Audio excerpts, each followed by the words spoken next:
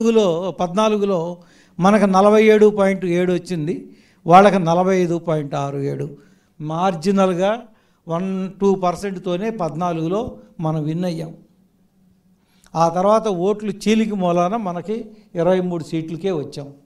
లేకపోతే మినిమం ఓడిపోయినా సరే 65 నియోజకవర్గాల్లో ఈజీగా గెలిచేవాళ్ళం. అందుకని మనం మీకు ఇప్పటికీ చెప్పదలుచుకుంది ఏంటంటే, రాష్ట్రంలో 147 నియోజకవర్గాల్లో తెలుగుదేశం, జనసేన, బీజేపీ 3 కలిపితే ఓట్లకి వైసీపీకి ఓట్లకి మధ్య 5% గ్యాప్ ఉంది, అంటే 2% గ్యాప్ ఉంది.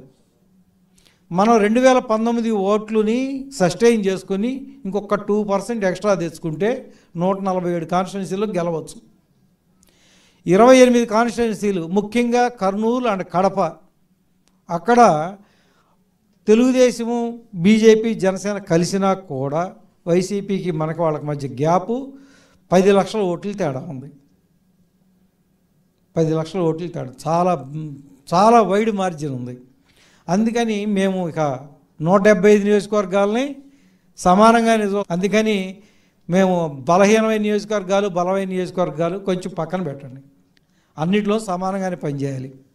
మేము తీసుకుంది ఏంటంటే క్రైటీరియా, అబోవ్ 35% వచ్చినటువంటి 2019లో అబోవ్ 35% వచ్చినటువంటి నియోజకవర్గాలను ఇప్పుడు కొన్ని తీసుకున్నాం.